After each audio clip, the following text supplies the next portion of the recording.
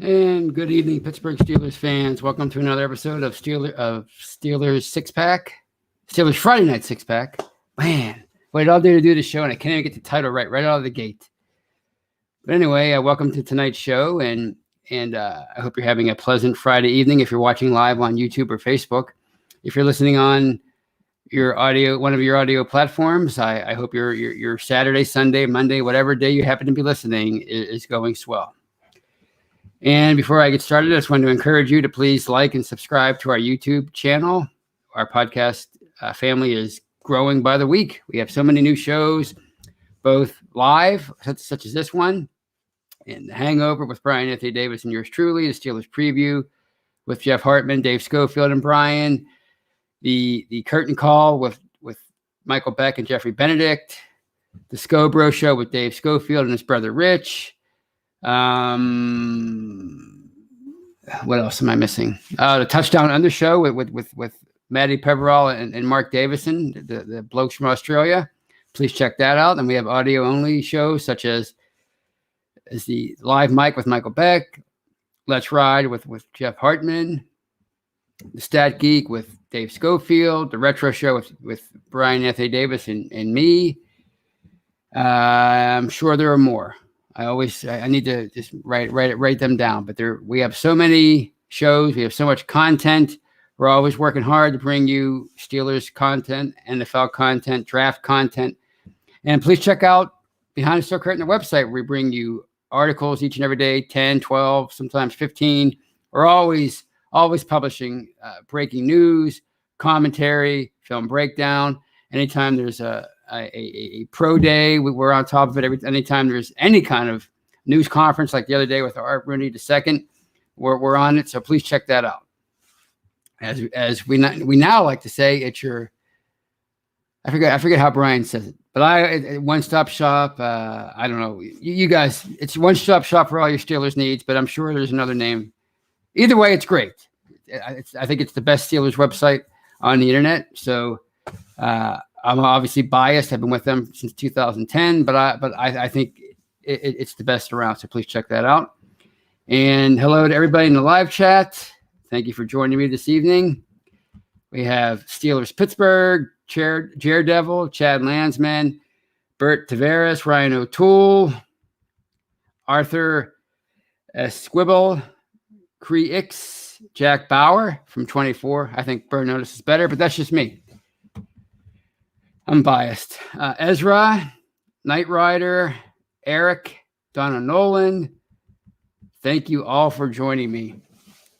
So as always, I have a few topics I wanted to discuss on tonight's show, starting with Tuesday's news of the release of Steven Nelson.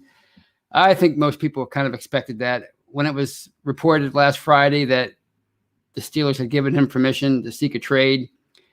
I think it was pretty much inevitable at that point that they were probably going to cut him, because once that word gets out that a team is allowing a player to seek a trade, a player who's has 1 year left on his contract, and it's kind of assumed that they don't want to pay him what he's making, or or maybe they don't want to meet his demands, then it's kind of hard to get anything back of great value in a trade for him. So. Naturally, a few days passed, and Nelson went public on Tuesday on Twitter saying, "Look, you guys made your decision. Please set me free," or however he said it. I forget how he said it. Please don't hold me hostage. I forget what the exact tweet was, but not long after that, the Steelers released Steven Nelson. So now he's a free agent, and they have $8 million more under the cap. Last I checked. According to over the cap, or under the cap, whatever that site's called, they're just under $8.7 million under the cap. So they gained that much with the release of Steven Nelson. And to be quite honest, I was kind of disappointed in how that all unfolded, because I thought he was a pretty valuable player for them for the last 2 years. You know, a lot of people were saying his play declined over the second half of 2020. I don't know what they're judging that on, or what I'm not as I always say, I'm not an expert on the X's and O's of football, but he seemed to be a pretty consistent player. And maybe he wasn't a number one corner, but he was certainly a really good number two. But maybe not for $8.2 million, which would have been his base salary had he played for them in 2021. So at first, when I first heard the news last week, and I think I even mentioned this on last week's show, I just kind of assumed that because Nelson was so consistent over the first few years of his contract that he signed with Pittsburgh in 2019, that he was demanding to be paid like a number one, and that was the snag in the negotiations for the extension, the presumed extension between the two sides, and he wouldn't budge, and they weren't going to pay him that kind of money, so they gave him permission to seek a trade. But now that you're hearing some more things come out after his release, I was listening to The Fan today on Friday afternoon. Ray Fittipaldo was of this opinion.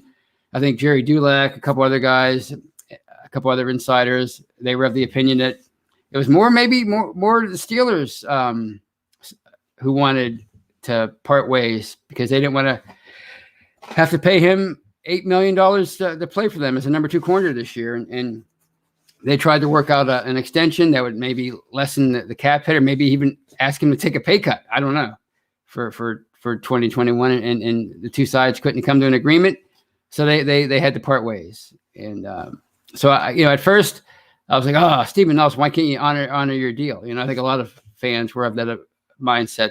Why how dare you turn your back on a team that signed you as a free agent 2 years ago? Honor your deal. But now it looks like it was more on Pittsburgh. It might have been more on Pittsburgh's end as far as everything that transpired, and they just went to him and asked him to maybe take a deal that he felt was beneath him as far as what he's worth. So I think you can just chalk it up as a business decision on both sides, and maybe the way he went about getting his release ultimately on Twitter, that might have been a turnoff to a lot of people. But the way I figure it, power to the people, right? I mean, players have probably more power now than they ever did because of social media, because they can be their own media outlet, so to speak, and they can go public with a situation that in the past there would just be speculation and you didn't know what was going on, especially with the Steelers, since they're such a tight-lipped organization. But Nelson said, "Look, you guys made your decision. Please don't hold me back. Please, let me go out and try to find another home." So, I've been in situations like that where I kind of forced my boss's hand. They didn't want to pay me what I thought I was worth, and I felt kind of trapped. And I said, "Look, here's my notice. It's for 6 months from now," and they didn't even want it to be 2 weeks, and they got rid of me. So, sometimes you have to take the power in your own hands. And I don't. With now learning more of the facts, I didn't really fault Steven Nelson for how things unfolded. I don't fault either side, really. I mean, if Pittsburgh didn't think he was worth $8 million to at least against the cap anyway, to play for them this year, well, then that's just how it goes. There are no guaranteed contracts in the NFL, and this is why guaranteed money is so important to these guys up front. But you can't fault either side for how things transpired. So, and because the Steelers were so adamant about not wanting to pay Steven Nelson $8 million, or at least have that count against the cap for them in 2021, that tells me that they have no desire to pay any cornerback that kind of money in free agency. Obviously, it would have to be as a free agent, and I'll get into that a little bit later in the show because I actually did some research and looked at some free agents, some draft picks, and did some mock drafts on my own, simulated, and I'll touch on that later. But people are wondering what they can do at the number 2 corner, and they're just assuming that it's a huge loss, Steven Nelson, and on paper it really is. I mean, he was a really major contributor to their defense, especially helping it get from pretty good in like 2016 through 2018 to dominant in 2019 and maybe to a lesser extent last year. So, how are they going to replace that? They lost Mike Kelton, and of course they lost and combine that with Nelson. It maybe looks bad on paper for their secondary, but we're not Mike Tomlin, we're not Kevin Colbert, we're not the rest of the coaching staff, the scouts on that team, everybody involved with evaluating these players internally on a year-round basis. And quite frankly, we don't know how they feel about Justin Lane, for example, the third-round pick from 2019 out of Michigan State. You remember when they picked him, it was kind of like a value pick. If Terrell Edmonds was sort of a reach in 2018 in the first round, well, at the time, Lane was considered more of a value pick in the third round. A lot of people had him going late first round into the second, and they wound up getting him in the third round. So this is his third year in the league. He really hasn't shown a whole heck of a lot as far as a cornerback. He's mostly been special teams. He played a little bit more last year. It doesn't seem like he's progressed, but maybe he really hasn't had a chance to do that because of who was playing in front of him. Joe Hayden, obviously Nelson, Hilton, just a secondary that improved almost overnight, with the addition of Nelson and Minkah Fitzpatrick. So maybe he hasn't really had his opportunity. They see him in practice every day. They see him, how he's developed. So maybe they really feel confident that going into his third year, Justin Lane maybe has a chance to be a starting number 2 corner in 2021. Maybe it's James Pierre. And I want to say hi to my man, Terry, one of my good friends in real life. He just joined the live chat, and he's a very knowledgeable guy. And maybe one of these days I'm going to get him on my podcast. I think he would love it. And, I think he's more famous than Robert Golden. I don't know. But anyway, hello to Terry and anybody, Michael O'Malley, everybody else who's joined since I started chirping away. But where was I? James Pierre. Here's an undrafted free agent out of, I think, Florida Atlantic last year. And a lot of people, at least in Behind the Steel Curtain Nation, are high on James Pierre. He looks like a really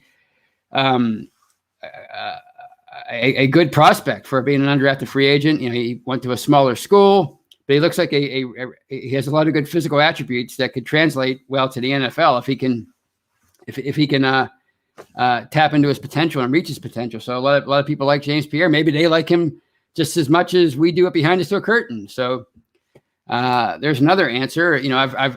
I've read that perhaps there are plans for 2020 in a base defense, whatever a base defense is now. I don't even know if such a thing exists anymore, with all these hybrid defenses and all these sub defenses, sub packages. But I've read and heard that maybe their plans are for Sutton to be the number 2 corner, the outside corner in a base defense. And when they switch to a sub package, when they switch to a like nickel or whatever, that Sutton slides into the slot, and one of the other youngsters, Lane or Pierre, is the outside corner. We just don't know. We don't know what they're thinking. All we see is fans in the media is like, oh gosh, they didn't do a whole lot in free agency, and they let one of their top defenders go. But we don't know how they feel about the guys that they've been developing the last couple of years. So, and again, of course, there's the draft. When you depart ways with a guy like Nelson, maybe that makes cornerback a bigger priority in the first or second or third round. Brian and I talked about that last Monday on The Hangover. So they could be thinking of that too. We don't know. But to bring it all back to Steven Nelson, at first I was like, oh, this has got to be kind of like an AB situation. He was disgruntled with his contract. He wanted it torn up, and he wanted lots of guaranteed money up front.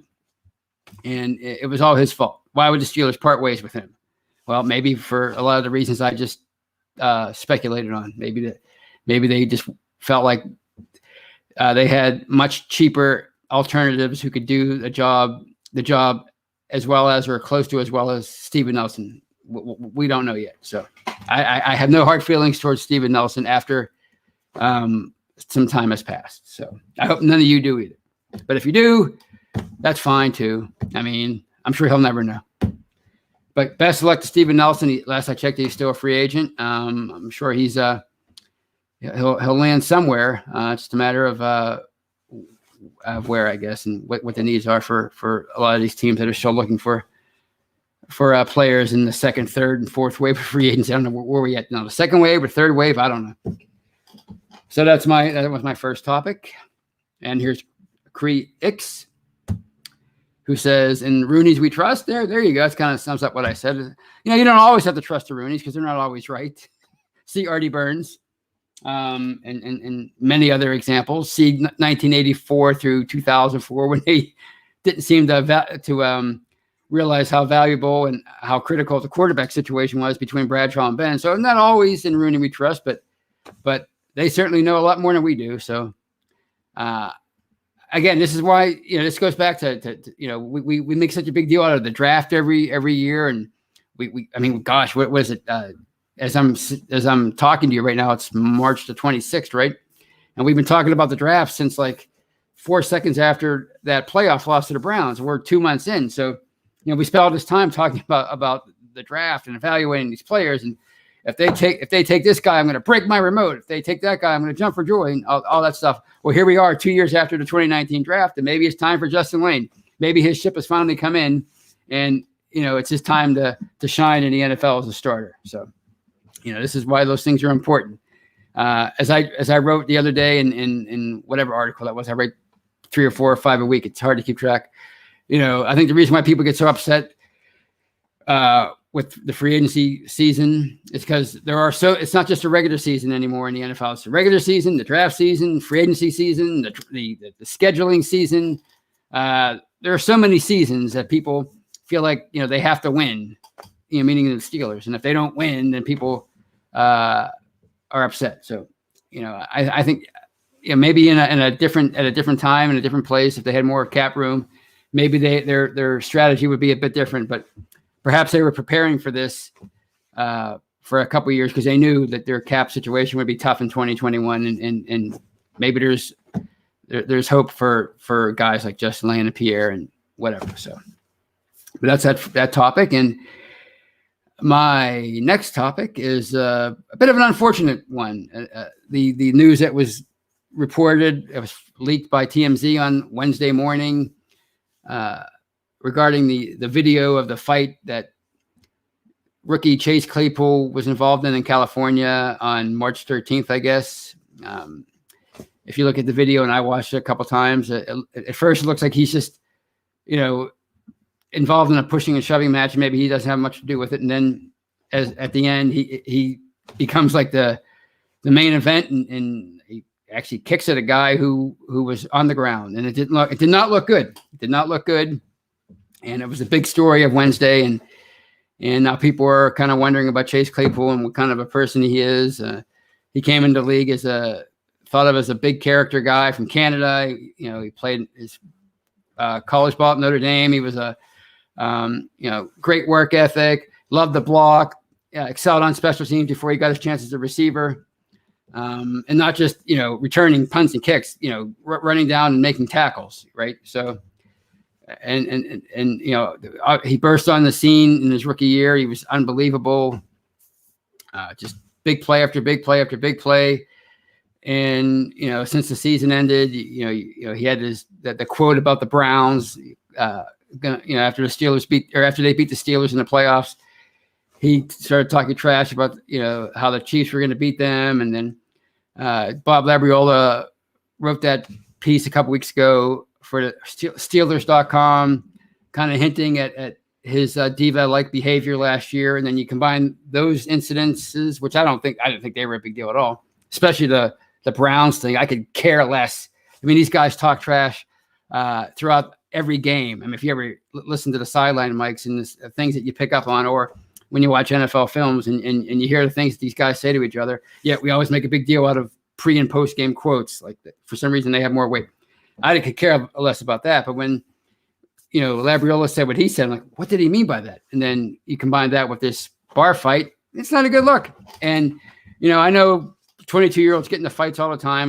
We've had these discussions over and over again. I'm sure people went round and round on Wednesday and Thursday talking about this incident, saying when I was a kid, I was doing stupid things. And if you gave me that kind of money at that age and blah, blah, blah. But it's not like that. You can't, it just doesn't fly anymore in the NFL, in sports. I mean, anything that anybody does is under a microscope. And look at how upset people are with Juju Smith-Schuster for dancing on logos and for being on social media too much. So if they're going to if they're going to criticize, if you can make a strong argument about that, and a lot of people do, or at least they try, then clearly you have a right to judge Chase Claypool for this incident. It wasn't a good look. Not the scuffle itself, but the fact that a 240-pound professional athlete, kicking at somebody, presumably in the head. I don't know if he connected or not, but it wasn't a good look. And it could have been a really much more serious than it turned out to be. So, does he deserve to get suspended? Maybe. And I wouldn't be surprised if he was. I mean, these things, it's hard to let these things go now, because so many people are looking for reasons not to watch the NFL or sports, or every little thing is a reason why I'm not watching the NFL anymore. So they're clearly more aware of their reputation and the fact that fans are willing to walk away for many different things. So, bar fights, just, I realize guys like Bobby Lane, and you heard stories about Ernie Stotner, and, him and Myron Cope used to get pulled over in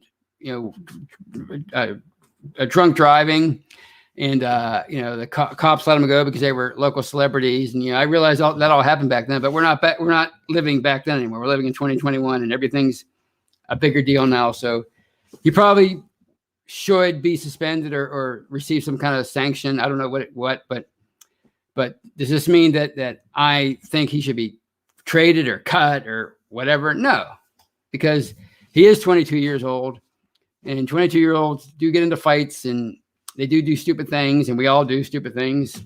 I mean, every other article I write is considered stupid. So, I don't think this should follow him around forever. It's just something to keep an eye on, something to keep an eye on for now.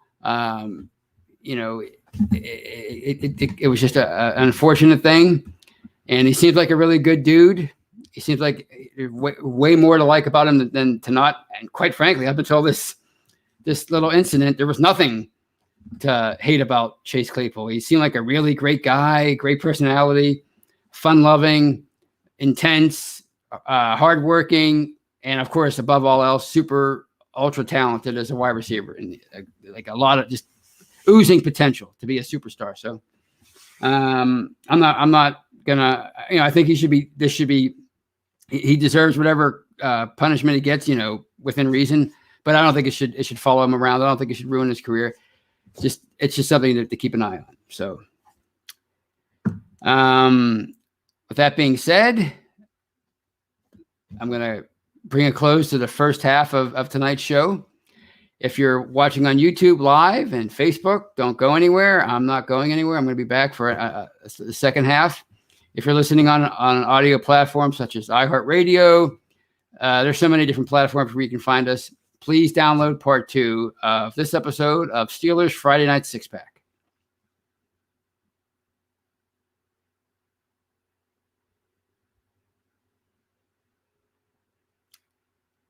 And welcome back to part 2, everybody, of Steelers Friday Night Six Pack. I'm your host, as always, Tony Defio, and I thank you for sticking around if you're watching live, and I thank you for downloading part 2 if you're doing that. So,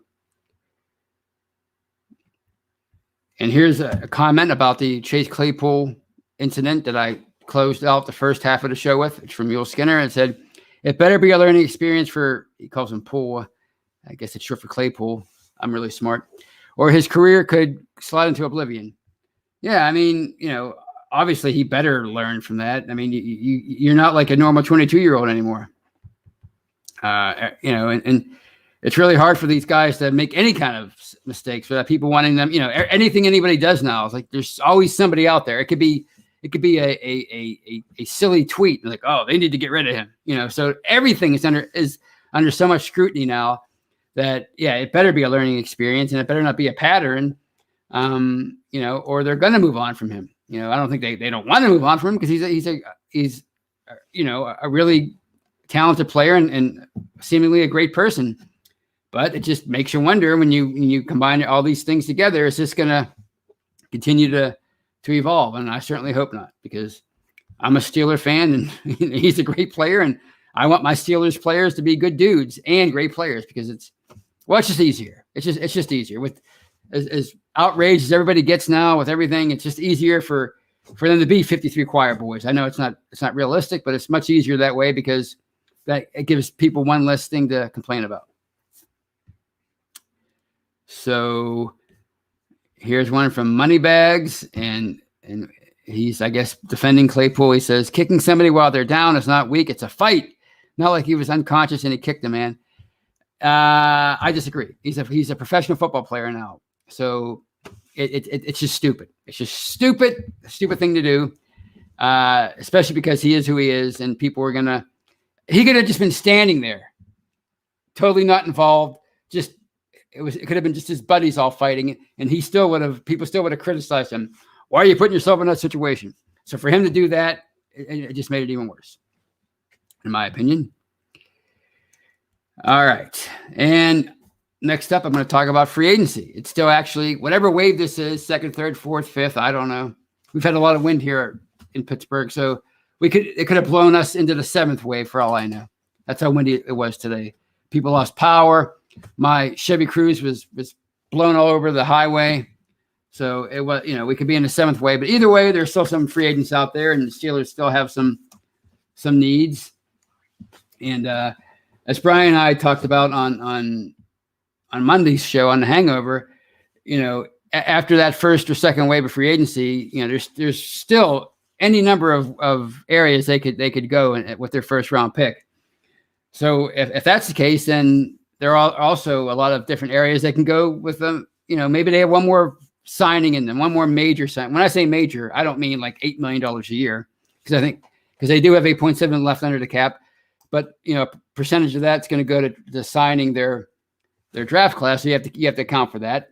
But they can still be creative and work their magic like they often do, and they can still have enough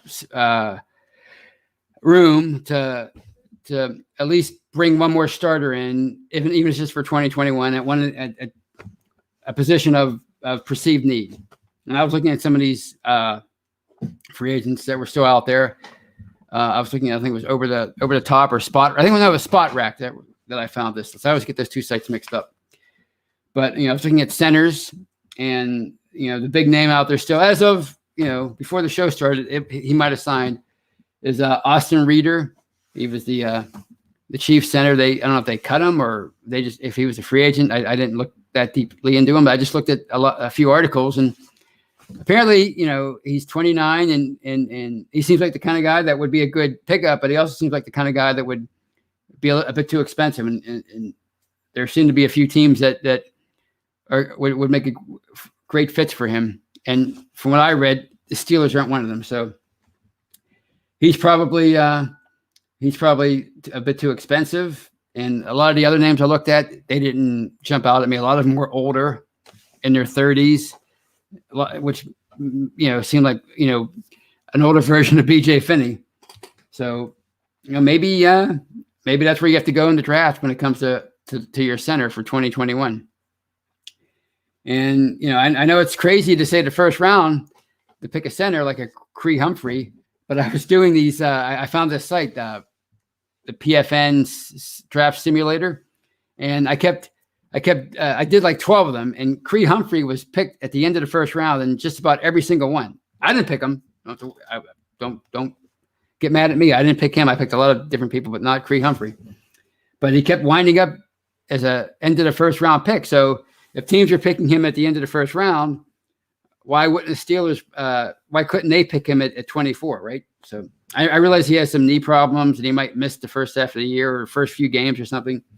So that's probably that would make a lot of people mad if that happened. But I guess my point is, center might not be off the table for the first round. A lot of people think it is. You could never pick a center in the first round. Well, it happens just about every year, and Marquise Pouncey was a first-round pick, so it's not out of the question. And then I hopped over the cornerback. You like my consistency, my continuity. I hopped over to cornerback, and I was looking at some guys. Richard Sherman's still out there, but he's 33, And from what I read, he's still looking to make some pretty good money. So I doubt that they'd want to pay him that kind of money. If they wanted to pay Richard Sherman, they would have kept Steven Nelson. So I don't think he's a possibility. AJ Bowie, he was Batman to he was Robin to Jalen Ramsey's Batman a few years ago when they made life miserable for the Steelers in 2017. He's 30 years old, but he's also, it looks like from what I read, there's some teams that are interested in him. He seems like he'd be a little bit too expensive. But then there's Quentin Dunbar, who's 28. He's not really, he's really hasn't been a full-time starter. He's bounced around, but he seems like he'd be a pretty good, maybe a guy you can just bring in and as insurance, He looks like he's somebody who could be had for the right price, inexpensive. That's somebody I wouldn't be opposed to that if they brought him in. I think, maybe he doesn't, maybe Lane or Pierre or whoever they draft beats him out as the number 2 corner, but if not, then he's a pretty good guy to have as your number 2, I think. So those are cornerbacks. I was looking at defensive linemen, after the departure of Alu, and the only one that really jumped out at me was Geno Atkins, who I'm not even sure fits into their scheme. He's a 3 technique tackle. And I guess it's more of a 4-3 kind of alignment. Although, like as I said earlier in the show, there are so many sub packages. I don't even know what a base defense is anymore. And he was hurt last year, but it seems to me like he could still be a really dominant player. And if he is healthy, he's probably going to be too expensive. And if you can sign Geno Atkins, you probably could have kept Tyson Alu. So that's probably somebody not worth mentioning. The inside linebacker, I really do think they're gonna try to give Spillane, if they don't draft Zaven Collins, who, by the way, doing those simulated drafts, he was always available. I don't think I ever saw him once. Yeah, the kid out of Tulsa, Zaven Collins. I don't think I ever saw him once picked before Pittsburgh turned 24. So that's a possibility, inside linebacker. But aside from that, if they don't go that route in the first round, I think they're gonna give Robert Spillane every chance to be the starter alongside Devin Bush. But I wouldn't be opposed to them re-signing Avery Williamson now that he's made it through 2 weeks of free agency. I think they could get him at a cheap deal. That'd be like a nice insurance policy. Somebody who's a consummate professional. He's a good locker room guy. He's a good leader.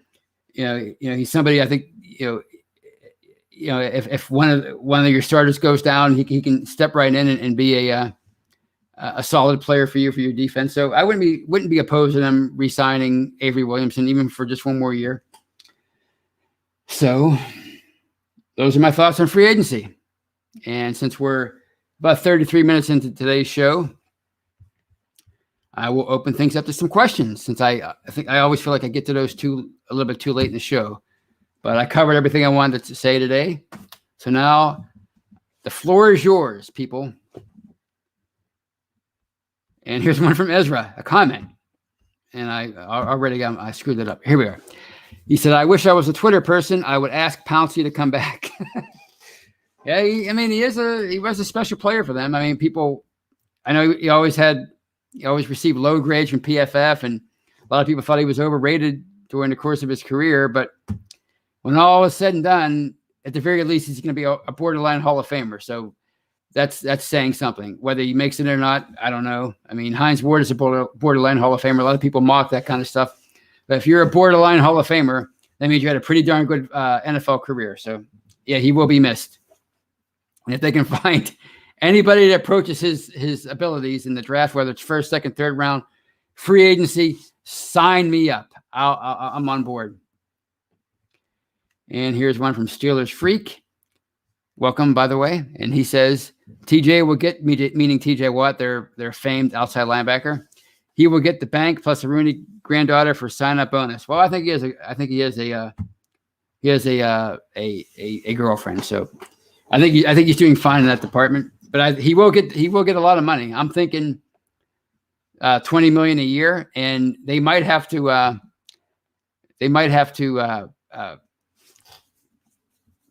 what's the word I'm looking for? Soften their stance on guaranteed money in order to keep him, because hey, let's face it, it's all about timing. I'm not saying he's Joe Green or Rod Woodson or whatever, but he's their most dominant defensive player in a long time, and he came along at the right time. So, excuse me, if they want to keep him, if they want to keep him happy, they're probably gonna have to break the bank and probably go do some things out of character in order to make TJ Watt a lifelong Steeler. So, and here's one from Mark Tobin. It's a question: should the Steelers go linebacker and then running back and just pass on tackle and go with Banner and Shooks? Well, I think they're definitely going to try to. I think they're definitely interested in getting younger along the line, like just overall. They have Banner, they have Shooks, and I think they want to give those guys the chance to start a tackle. They signed Joe Haig, the veteran. I forgot about him. He played with the Bucs last year. He's kind of like Matt Filer, around the same age. He can play tackle. He can play guard. So he's a nice insurance policy. He's had 38 career starts. It wouldn't surprise me. I want Banner and Shooks to succeed, but I really don't care who succeeds as long as somebody does. So it wouldn't surprise me if he wins a starting job. But even if he doesn't, he's quality depth and he's versatile. So I do think they want to go younger. But you're asking, do I think they should bypass the tackle? No, I don't think they should bypass. I think it's all on the table. I think if you're sitting there at 24, and there's a lot of tackles out there that are grading out in the first round, and if you can get one, when was the last time they drafted a tackle in the first round? They drafted some linemen, DeCastro, Pouncey, but like an actual tackle, I don't know.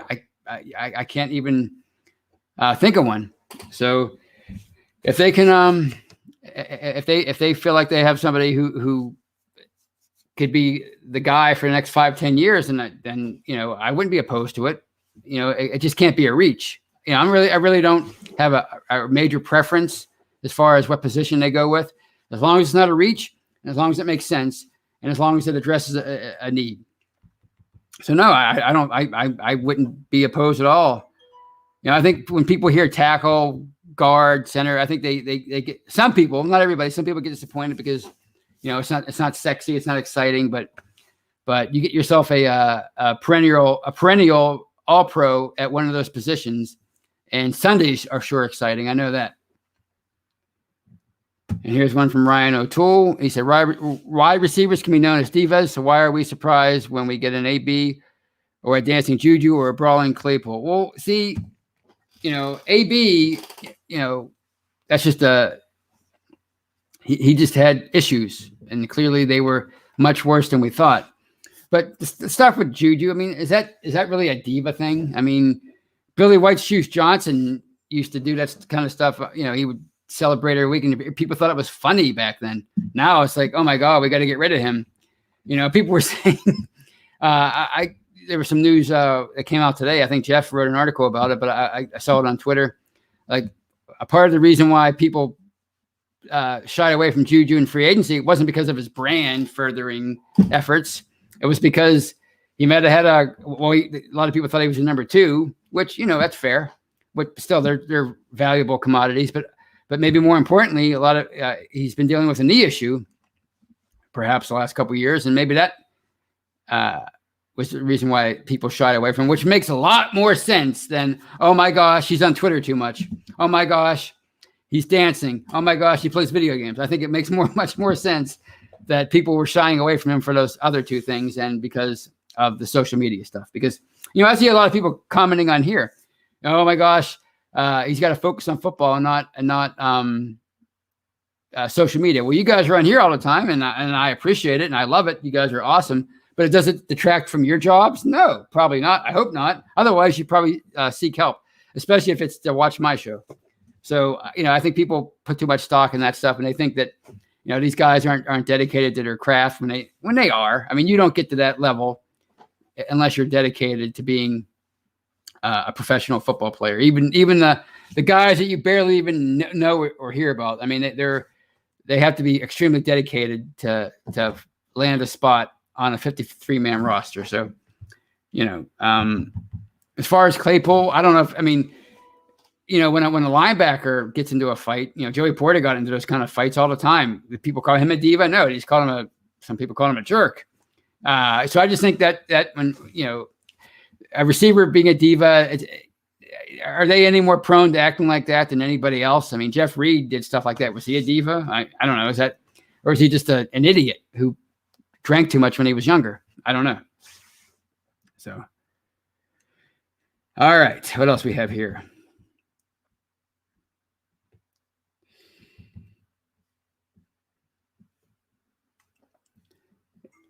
And here's one from Yul Skinner, and he's convinced that GMs were turned off with Juju's on-field dancing. I don't think so, Yul. I mean, unless you can quote somebody, a direct GM saying that, or directly from a GM saying that, then I don't think that really had much to do with it. I think people are going to overlook that kind of. Are they going to overlook domestic violence, even bar fights now, or some guy driving 100 miles an hour down McKnight Road? Probably not like they used to. But dancing on logos, I mean, that's just, these guys are all, it's like I said earlier, these guys talk so much stuff during a game. Listen to the things they say to each other during a game. And you mean to tell me that doesn't motivate them, but pre-game stuff does, or post-game stuff motivates them more? I don't think so. I just think that's all overblown. And Mule Skidder says he knows one GM personally. Is it a real GM, or is it like George Costanza, like the secretary to the traveling whatever, the assistant to the traveling secretary? But that's cool if you know a GM. You don't have to reveal who it is. And here's one from John C. And he says, and I think rightly so, these days bar fights aren't cool. They're not. People aren't going to look at them like they used to. I remember reading a book from Jim O'Brien, who's written a lot of Steeler books, a lot of books about Pittsburgh sports in general. And he wrote this chapter about how Jack Lambert showed up to training camp or practice or whatever one day with a Band-Aid on his head, presumably from a bar fight. Somebody broke a bottle over his head. And when did we find out about it? 30-some years later. Whereas anything that happens today, you find out about it right away. Or in Claypool's case, I guess somebody was looking to get paid from TMZ.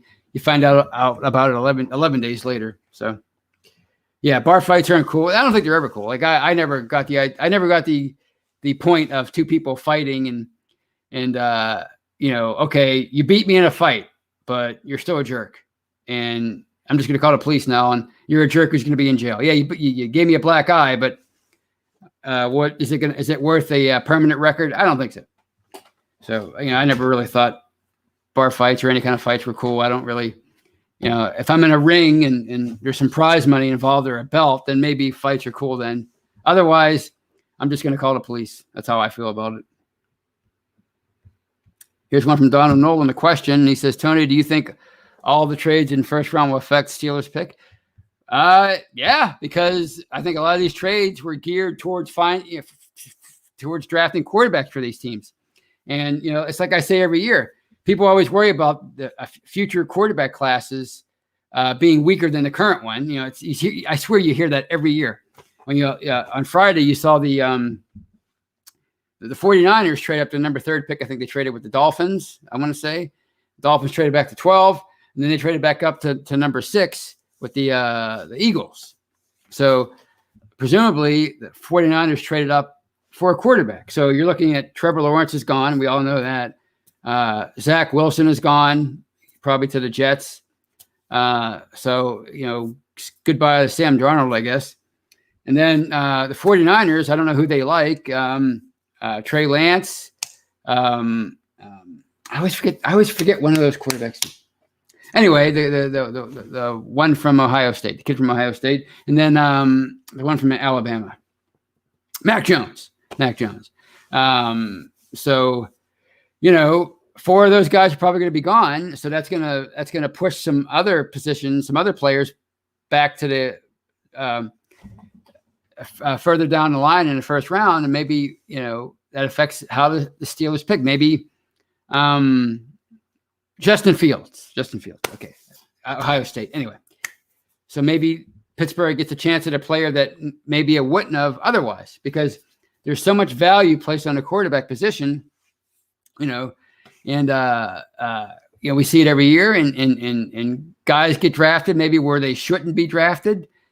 Carson Wentz might be a good example. Jared Goff might be another example. I think if you looked at all the big boards in 2016, Carson Wentz and Jared Goff were not 1 and 2. Jalen Ramsey was at the top of the draft board the entire spring.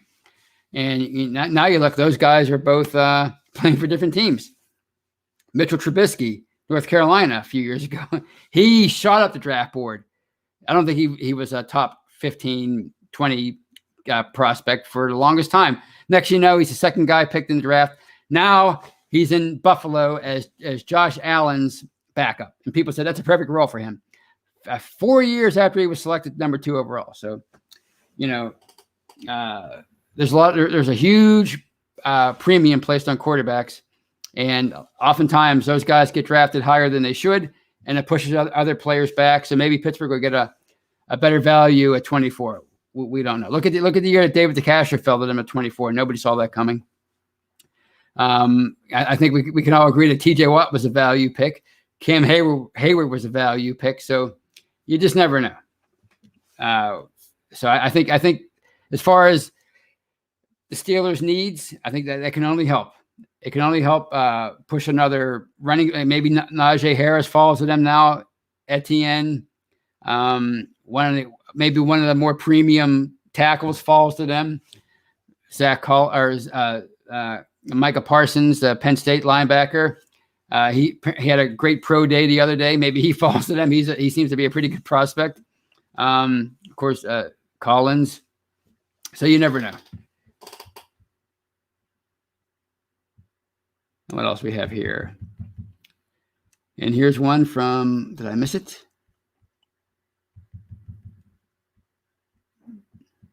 I think I skipped over a question somebody was asking me, and I must have missed it. Here's one from Mule Skinner. He says Trey Lance is dropping. Last time I saw, Trey Lance was now going in the top 5. I don't think Trey Lance is making it out of the top 10. Like, again, once the you know, unless something weird comes out about any of these guys, I think they're all going to be gone. All, like, at least 4 of those 5 quarterbacks are going to be gone by the top 10. And I think the Bears still need a quarterback, right? Their quarterback situation is a joke right now. So I wouldn't be surprised if Mac Jones was gone well before 20. So, yeah. By the way, you can tell I've been paying attention more now. I told you I would start paying attention around the middle of March, and I've been brushing up now. I think by the time the actual draft rolls around, I'm gonna be an expert like I am every year. So here's one from Cree X, and if I'm saying your name wrong, I'm sorry. And they say Tony, Creed Humphrey, and Harris are there at 24. Which one do you take? That is an excellent question. If you would have asked me this a couple hours ago when I was doing those simulated drafts, I would have said Humphrey, because I think you can get a running back in the second round. I've been saying that, but now that, you know, I from what I understand from listening to the Paul Zeiss show and an expert that they had on, he's had some knee issues, and he might not be ready for the beginning of the year. So I don't know. But if there's another center that's maybe projected to go at the end of the first round, early second, and it's between him and Harris, I might take the center, because I think, I put it this way, I think you could probably, there's a better chance of you finding a great running back in the second and third round, a productive running back, than there is of finding a center the further you, like the lower you go in the draft. Any lineman, really. I think you know, at least somebody that can start right away. I think, you know, if your line is right If your line is healthy and clicking on all cylinders, you can get away with we've seen it. You can get away with maybe a less talented running back. But if you don't have that line, if your line is in tatters, if your line is a question mark, Art Second was talking about running and not finishing last, and I don't care if it's running or passing or whatever. If your line is not up to snuff, good luck trying to have a productive offense. I don't care what you're trying to do, running or passing. You're probably going to be in trouble if your line is not a good one. Here's one from John C. And this is one of our regulars. He's talking about Felicia Ballard, and he says, "I want to listen to Felicia's radio show. Do you have a radio show, Felicia? If you do, man, that'd be great. Let us know what it is, and we'll all tune in. I know I will." All right, and here's one from Keaton Burson about James Pierre, the undrafted free agent cornerback signed last year, who I talked about earlier in the show. And he says, "Check out film of corner Pierre, number 42, undrafted rookie who got time outside. I guess more than Lane and Sutton. Looks great." Yeah, I know a lot of people. I know Jeffrey Benedict, our own Jeffrey Benedict, really likes him. A lot of people have been talking him up. So he has a physical specimen. I know that. He's 6'2". So, I mean, maybe he was just he went undrafted because of the college competition. I don't know. So, but I think, he's in their plans for sure. I'm almost positive he's in their plans. So between him and Lane, maybe they find their number 2 corner this year, and maybe their future number 1 corner. You never know how these things go. So we are 52 minutes in. I've talked a lot, and I think I will call it a night. I thank you all for the questions and for the lively debate. I really had fun tonight. Really had fun talking about the free agency, the draft. You guys forced me to do homework, which is good. I need to do homework. I need to get up to speed on this stuff because I know I have to come on here and talk about it. I don't want to just talk about that time I went to the game in 1984, even though it'd be more fun. I'm not going to lie. I love memories, but that's what the retro show is for. So please check that out every Monday. I think it comes on. Check out all of our shows. Once again, check out Behind the Steel Curtain. Check out our family of podcasts. We appreciate you guys. So on that note, I will see you guys on Monday on The Hangover. Until then, have a great weekend. And as always, go Steelers.